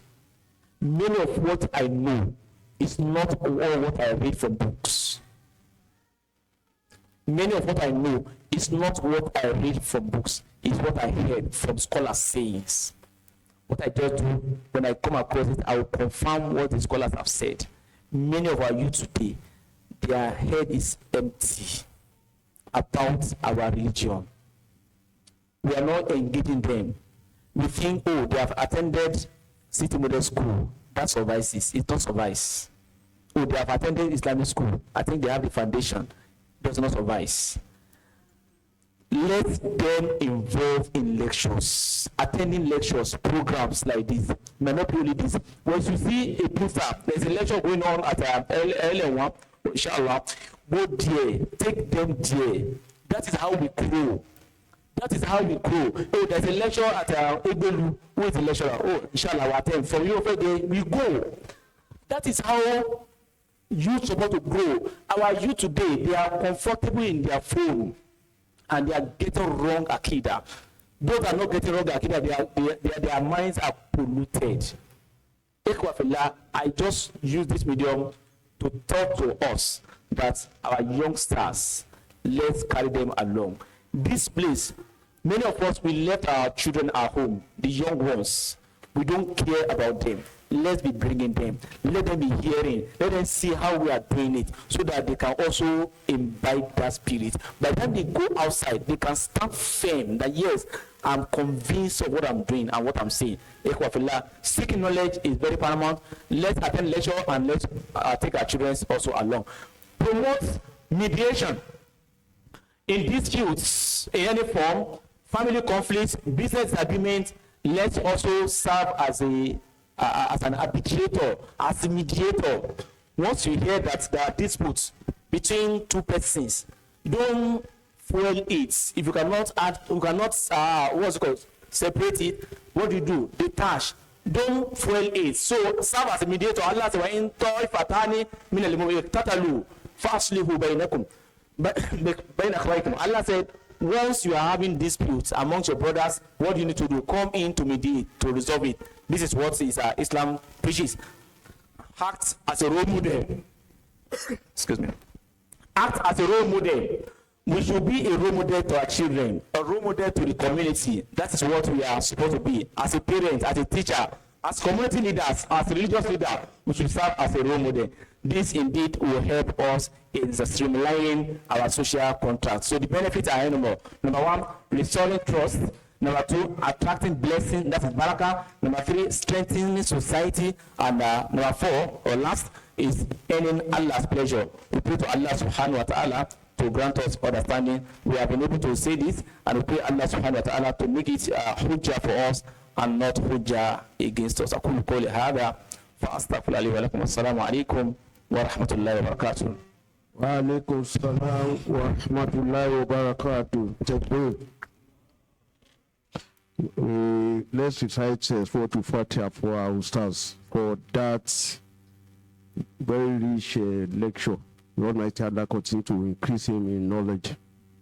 Bismillahirrahmanirrahim. Alhamdulillahi Rabbil Alamin. Ar-Rahmanir-Rahim. Maliki Yawmiddin. Iyyaka na'budu wa iyyaka nasta'in. Ihdina siratal mustaqim. Siratal ladzina an'amta 'alaihim ghayril maghdubi 'alaihim waladdallin. Amen. The lecture today, all of us, if we are honest with ourselves, has touched each and every one of us. Is either you are a businessman or woman, or you are employed or you are being employed. Either of the two will fall into the categories of all the points raised by our lecturers today. Individually, let us check ourselves. Where are we? Are we really being able to meet up to expectation? Those things that he mentioned, can we boast that, okay, alhamdulillah, I've meet up? If not, what remain? How do I catch up? That should be assignment for each and every one of us. The Almighty Allah continue to guide each and every one of us. We, being a Muslim, is a very great gift from Almighty Allah. Those who are outside, they are losing a lot. We doubt whether there is any organization that have time to educate their followers on why they should be whatever they are. Today is another opportunity for us to know that, okay, as a Muslim, these are some of the responsibility to ourselves, to our neighbors, and to our creators. May Almighty Allah continue to guide each and every one of us. We may have one or two questions before we hand over for any possible announcement from the management. So we give ourselves numbers. Okay, number one. Number two, for among the brothers, we have gotten 1 and 2. Number 3. Okay, number 4, number 5. Then our sisters, please, because it's like one of the area that Dr. mentioned, talk about apparatus. We sell, we buy, we employ, we have house helps. We are closer to them than even the husband. We have 1 or 2 things we need to ask. Okay, number 7. No other one. We give information or we ask the question first. Let us start with 1. And let's be brief. No need for repetition. Go to the question because the time for Salat is on.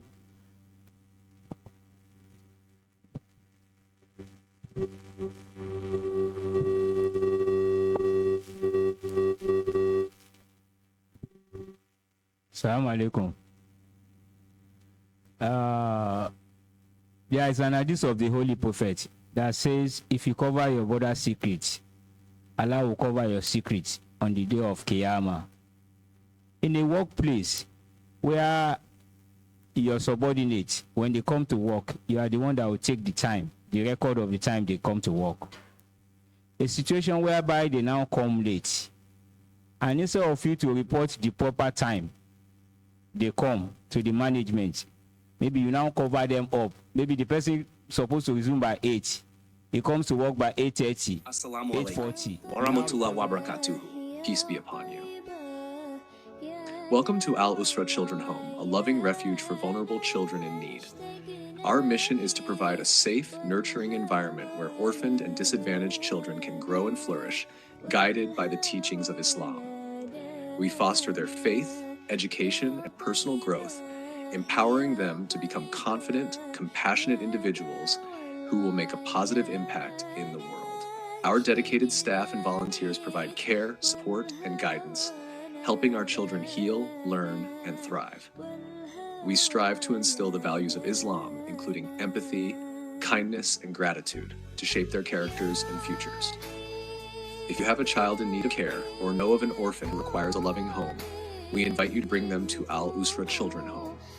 Our doors are open to provide a safe and nurturing environment for them to grow and succeed. Join us in our efforts to make a difference in the lives of these precious children. Support Al-Usrah Children Home today and help us create a brighter future for them. Contact us at +234 803 339 3555 and 080 330 to learn more about our programs and services. Jazakumullahu khairan, may Allah reward you for your kindness. Together, let's create a brighter future for our children.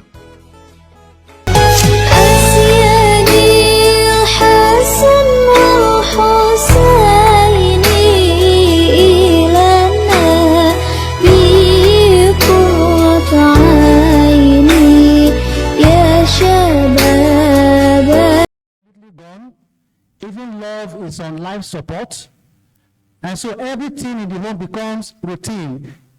Even love making between the couples is routine, and so everything is tired. The wife is tired, the husband is tired. As men and brothers, most of us are guilty. We are not romantic. This is a fact, especially the Muslim men. So I want you to help ask our sisters. They are more romantically inclined. Help us. What do you want us to do to you so that we can revive the marriage as it were, so that we can add spark to the relationship, especially when children leave. You know, I didn't know this. Me, I'm too young, but my children are gone. All of them, they are gone.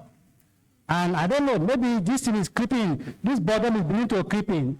So our sisters should help us, tell us how we can spark beyond providing for the family. That is one. Number two, I want you to help us, tell us some of the pastime that a couple can do that is still within the jurisdiction of Sharia. Can I go to the beach with my wife? Can I go to the cinema with my wife? Is there anything wrong if I go jogging with my wife? So what are some of the legitimate pastime that husband and wife can do that is still within the scope of Sharia? Allahu Alam. So,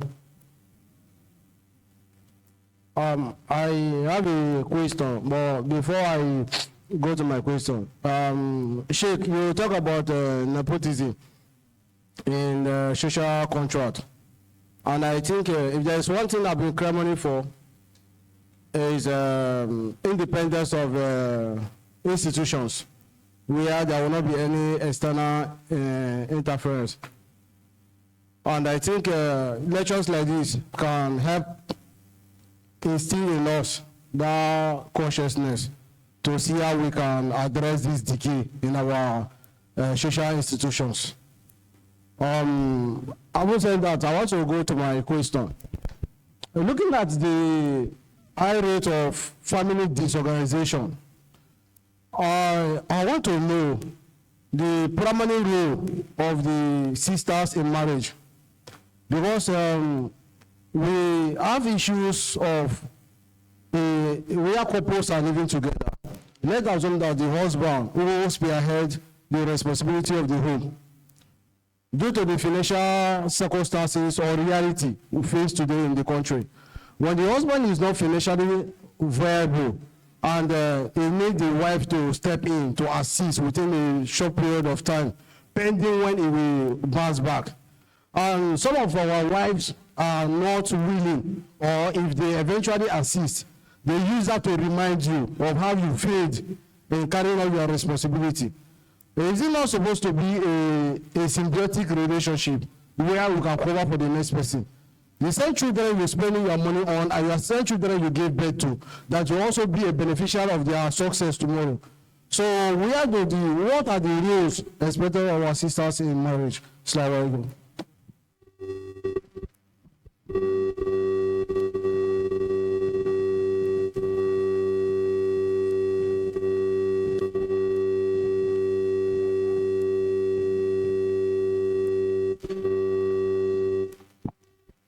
Assalamu Alaikum. I have a question and I have a scenario for us to solve that together. My question is societal influence, what you have said. For example, now I want to take two institutions in the country. Let's the police force and maybe judiciary. We have Muslim brothers who work as police, even as officers. Like the new commissioner of police that came last, the one that was just be transferred, when he came, he was shouting, nobody should give police money, nobody should give police money, but after a week or two, the people returned back to where they normally collect their money, and he was trying to ask that anybody should come and show him where police are collecting money. These are things that are common. You see on US Junction, Mukuta, flyover, they're everywhere. Is it as if he's not aware of where these monies are coming from? Or is it as if when they go throughout the day, they have return for him too? That noise was just a makeshift noise in the first instance. Then, it's an office where some of us work. We will not be directly involved in the corruption. But maybe then when they come after the day, they have what they share for everybody from part of the loot that came to the office that day. We are not in the judiciary when you want to go and sign stamp, what do you call it? Affidavit. What they write on the paper is about 20 naira or 30 naira, but you have to pay 3,000 naira or 2,000. Where does that money goes to? And for us to be able to have a complete holistic, I think this has to be holistic, not a theoretical whatever. The for us who are doing business, you are in the business, you have your other colleagues in the environment. You want to be saint a little bit to do your things the your way. But other people are ready to do the shortcut because they are not patronizing you. How do you survive such a situation as a Muslim? That is my question.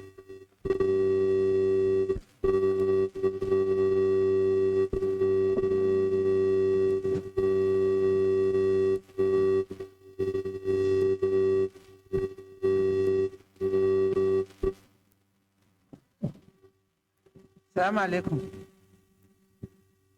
Ustaz, you call those men that promise their wife to marry one wife idiots. What will you call those men that goes ahead and marry more than 4 wives? What are they? That's number one. Number two, in government service today, for those that have worked in the past 10 years in the past, you know the norms have changed, especially the new generation of workers they employ. Some of them are not qualified, some of them are just through, I know you, you know me, and their attitude to work is not anything to write home about. And another thing, even the materials to work, what do you do? It's a situation where you don't have a control over and you are being paid salary. Don't pay salary, but materials to work are not there. That's wrong. Then number 3, a man can a man just wake up and say, my salary has increased. The next step is to go and marry another wife. What will you say about that, Simon?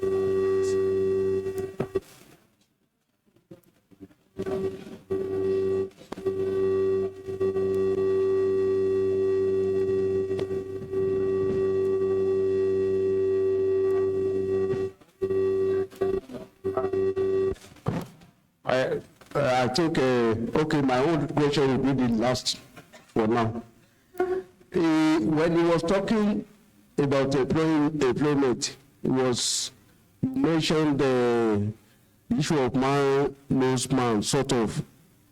There are some situations, because I've done it, either here or whatever, there is a vacant, I have the opportunity to be part of the panel, and I send it out I make sure that my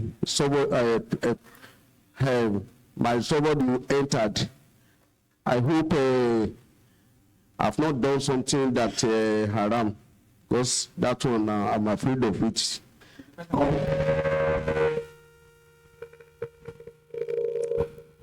Is the person competent? Is that person competent?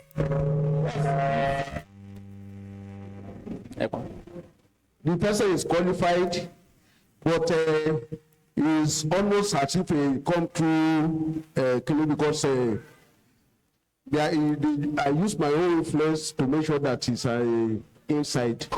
It's not only one, not too little, not too little, especially when it comes to my department.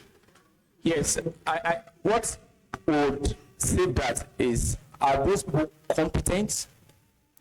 If they are competent, fine. If you are not competent and you employ somebody that is not competent because they are your relative or closer to you.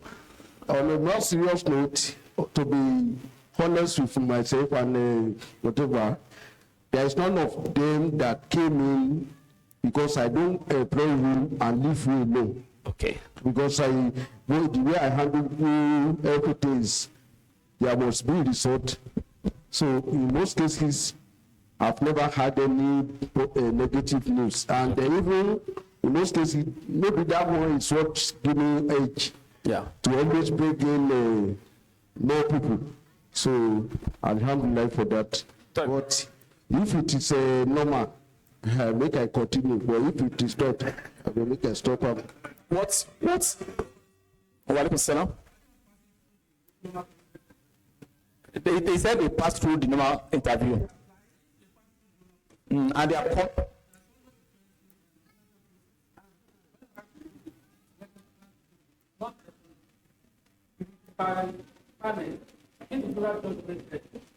matters. That's what he's saying. He said they pass through the processes, and even if they are not through him, whoever that comes through him, he subjects them to trainings to make them competent in that manner. So let me start from the covering your brother weakness law, your brother's shortfalls in a workplace. The term says resume by 8, and your brother is perpetually coming late. In that regard, you at the start, you hold him or her the responsibility. Al-amr bil ma'ruf. Asalamu Alaikum. Waramatullah, wabaraktuh. Peace be upon you. Welcome to Al-Usrah Children Home, a loving refuge for vulnerable children in need. Our mission is to provide a safe, nurturing environment where orphaned and disadvantaged children can grow and flourish, guided by the teachings of Islam.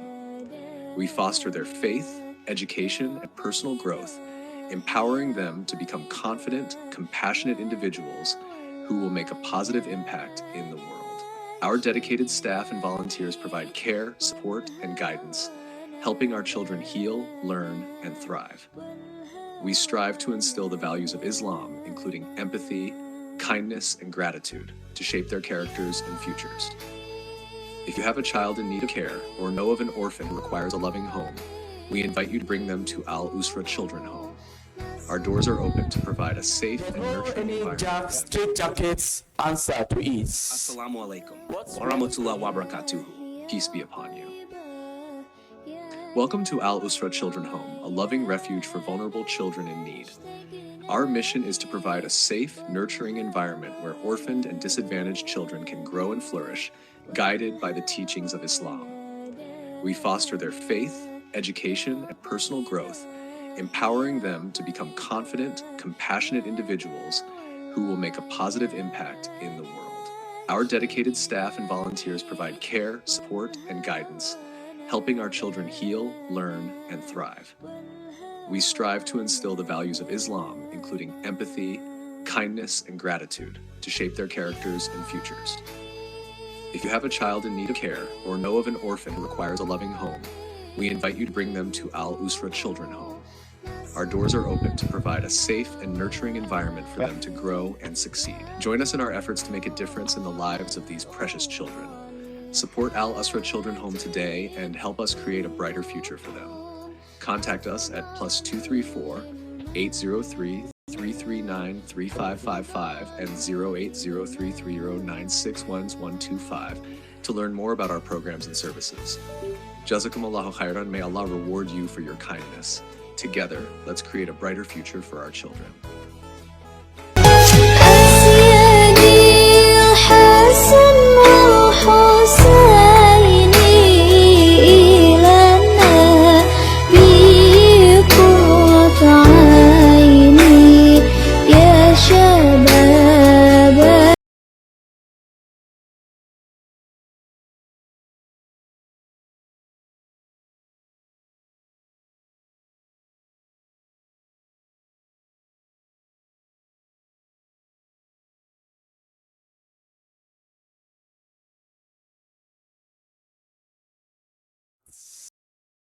For a while.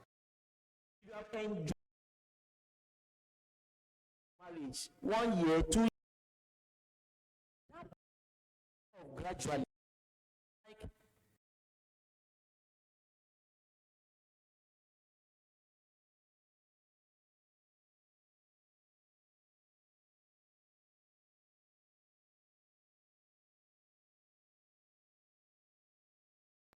Asalamu Alaikum, waramatullah, wabaraktuh.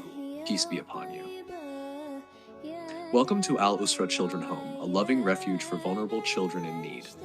Our mission is to provide a safe, nurturing environment where orphaned and disadvantaged children can grow and flourish, guided by the teachings of Islam.